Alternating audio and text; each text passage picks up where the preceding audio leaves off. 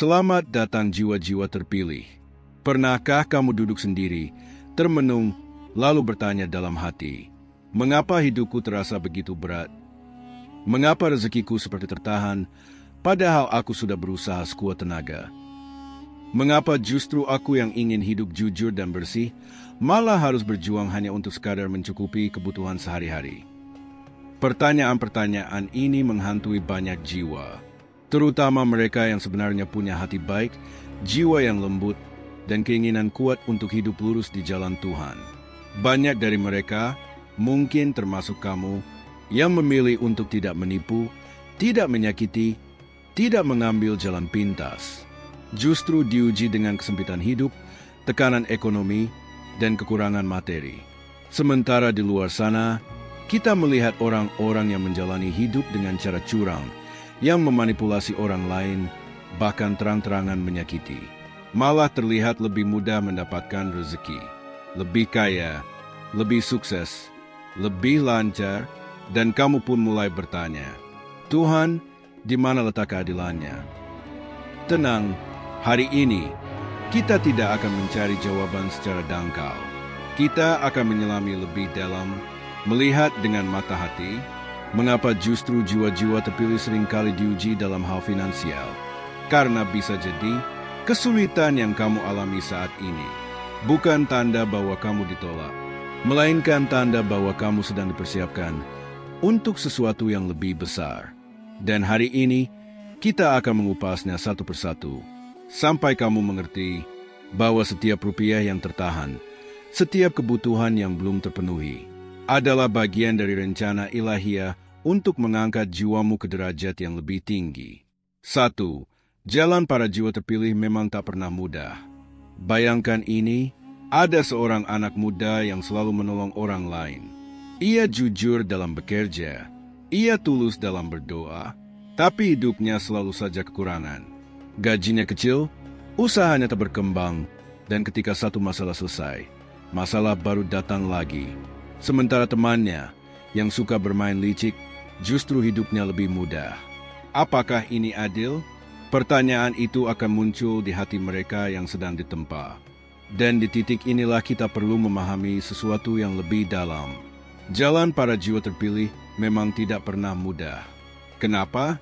Karena jiwa-jiwa yang dipilih Tuhan untuk membawa cahaya harus melalui malam yang paling gelap terlebih dahulu. Jiwa terpilih tidak dibentuk dalam kemewahan, tetapi dalam kesabaran, kelaparan, penolakan, dan kesunyian.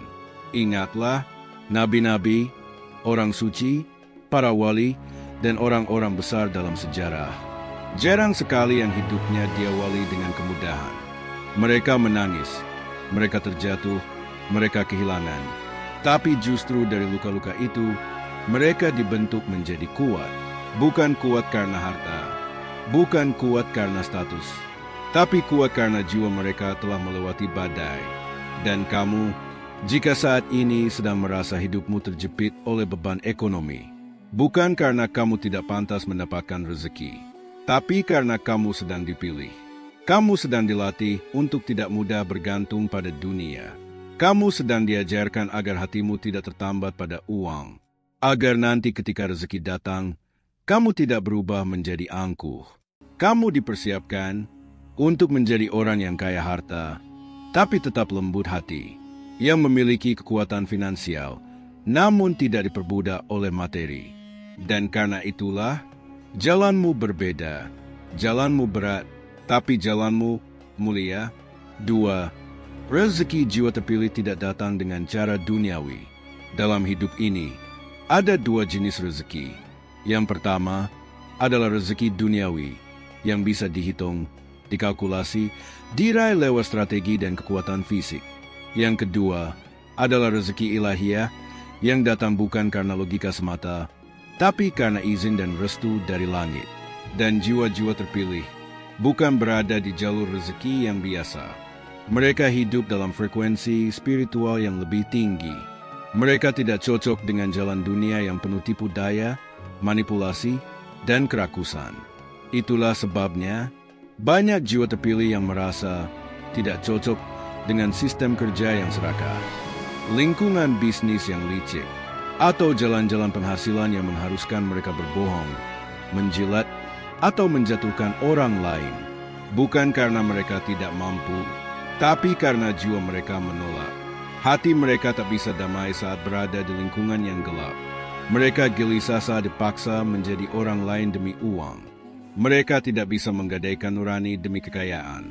Inilah mengapa rezeki mereka seolah datang lebih lambat, karena mereka tidak mengambil jalan pintas.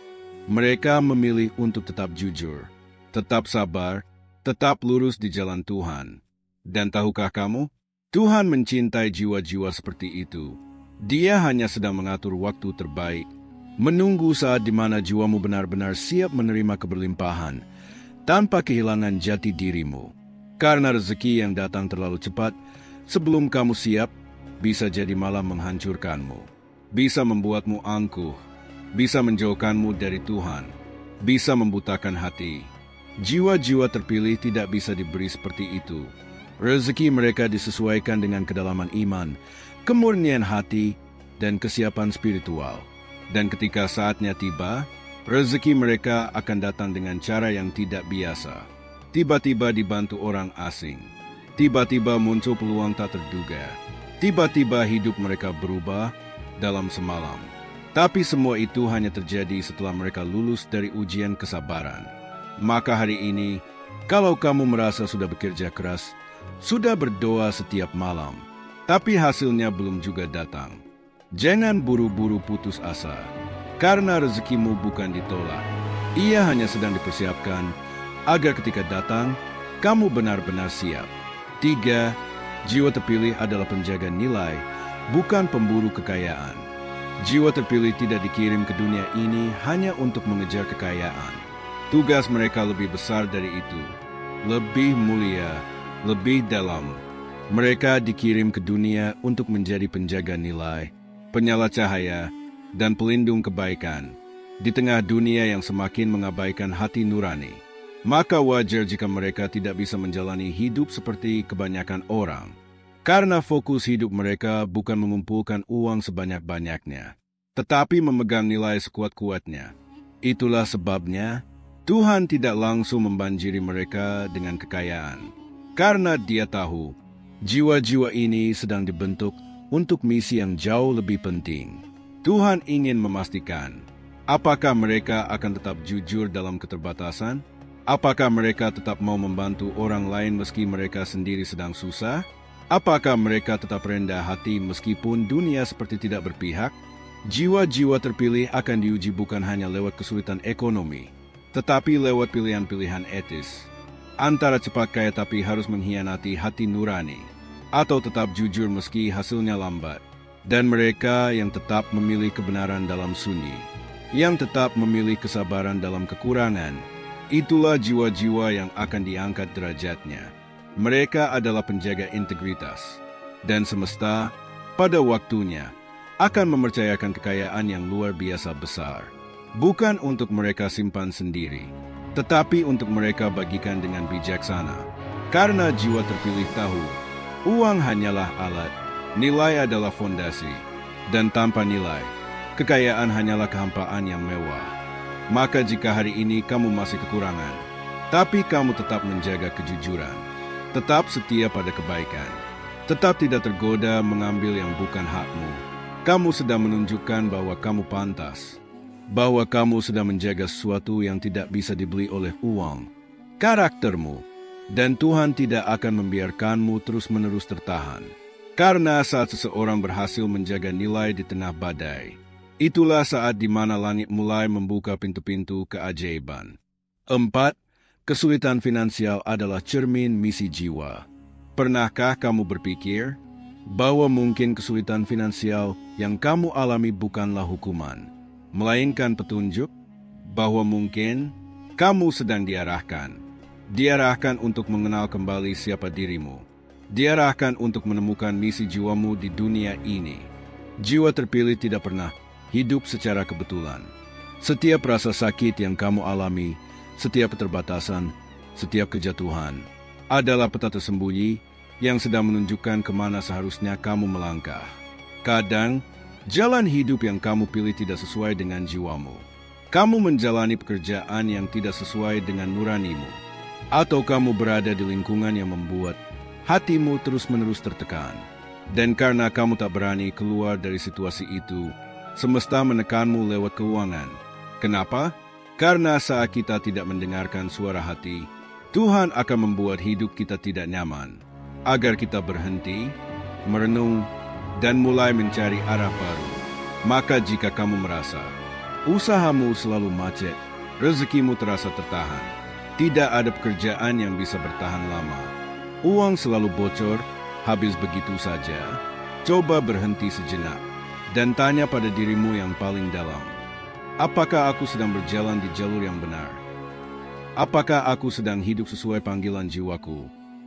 Atau aku sedang menjauh dari siapa aku sebenarnya, hanya demi mengejar uang? Bisa jadi, misi hidupmu bukanlah menjadi karyawan selamanya. Bisa jadi, kamu dipanggil untuk mencipta, untuk berdampak, untuk melayani, untuk menyembuhkan, atau untuk memimpin. Tapi kamu tidak akan bisa melihat semuanya itu jika kamu tidak dipaksa keluar dari zona nyaman. Itulah fungsi dari kesulitan finansial bagi jiwa terpilih. Bukan untuk menghancurkanmu, tapi untuk menyadarkanmu. Untuk mengangkatmu dari kehidupan yang kosong, menuju kehidupan yang bermakna. Jadi mulai sekarang, alih-alih terus mengutuk nasib, tanyakan, apa yang ingin Tuhan ajarkan lewat ini semua? Apa yang sedang dibentuk dalam diriku? Karena percayalah, setiap luka finansialmu adalah panggilan ilahi.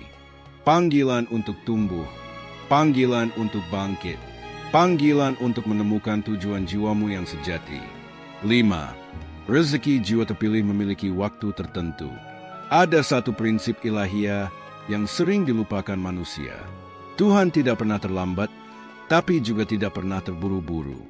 Waktunya selalu tepat, dan untuk jiwa-jiwa terpilih, waktu rezeki mereka bukan ditentukan oleh keinginan, tetapi oleh kesiapan.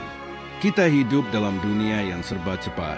Orang ingin hasil instan, uang cepat, sukses cepat, tapi semesta tidak bekerja seperti itu.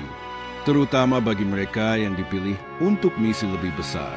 Karena ketika Tuhan mempersiapkanmu untuk sesuatu yang bernilai abadi, Dia akan menguji, apakah kamu sabar dalam penantian? Apakah kamu tetap percaya saat tidak melihat jalan? Apakah kamu sanggup bersyukur walau hanya punya sedikit? Ingatlah kisah-kisah besar dalam sejarah. Orang-orang agung selalu memiliki masa penantian yang panjang, masa kesunyian, masa pengasingan, masa tidak dianggap. Tapi ketika waktunya datang, mereka melesat, bukan hanya menjadi kaya, tapi menjadi berdampak. Dan yang lebih penting, mereka tidak berubah menjadi tamak, karena mereka tahu bagaimana rasanya tidak punya apa-apa. Maka jika saat ini kamu merasa rezekimu belum datang, atau selalu datang tapi cepat pergi, mungkin bukan karena kamu belum pantas, tapi karena kamu sedang disiapkan agar ketika rezeki itu datang, kamu mampu menjaganya. Tuhan tahu, memberi terlalu cepat bisa membahayakanmu. Seperti anak kecil yang belum siap mengendarai mobil. Kalau dipaksa, justru bisa mencelakakan. Tapi saat kamu sudah cukup dewasa secara jiwa, saat kamu sudah tidak menjadikan uang sebagai sumber harga diri, saat kamu sudah bisa memberi meski kamu sendiri belum punya cukup, saat itulah rezekimu akan datang.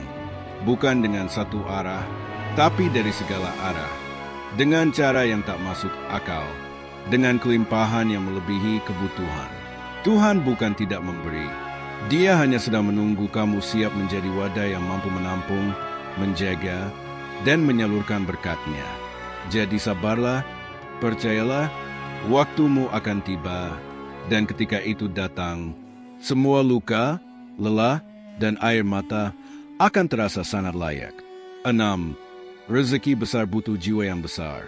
Ada satu rahasia besar tentang rezeki yang sering tidak disadari orang. Rezeki itu tidak hanya mencari orang yang pintar atau kuat, tetapi orang yang siap. Dan siap di sini bukan soal kemampuan teknis, bukan soal ijazah, bukan soal koneksi, tetapi soal kedewasaan jiwa. Karena faktanya, banyak orang yang ketika tiba-tiba mendapatkan uang banyak, justru hidupnya malah hancur. Mereka menjadi sombong, mereka menjadi lupa diri, mereka kehilangan arah. Bahkan tak sedikit yang kehilangan keluarganya, akhlaknya, bahkan Tuhannya, karena tak sanggup menjaga rezeki yang besar. Tapi jiwa-jiwa terpilih diuji terlebih dahulu. Diuji agar saat rezeki besar itu datang, mereka tidak takluk, melainkan mampu menyalurkan dan menjaga dengan kebijaksanaan. Tuhan ingin kamu menjadi penyalur berkat, bukan penampung serakah. Dia ingin memberimu bukan hanya cukup, tetapi berlimpah, asalkan kamu sudah cukup besar di dalam. Karena itu, jiwa terpilih seringkali merasa seperti ditahan.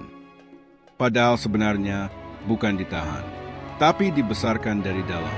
Kamu diajarkan untuk tetap rendah hati dalam kekurangan, agar saat kamu punya lebih, kamu tidak berubah. Kamu dibiasakan memberi di saat kamu sendiri sempit, agar nanti saat kamu lapang, kamu tidak pelit. Kamu diuji untuk tetap sabar ketika ditolak, agar nanti ketika diterima semua orang, kamu tidak menjadi sombong.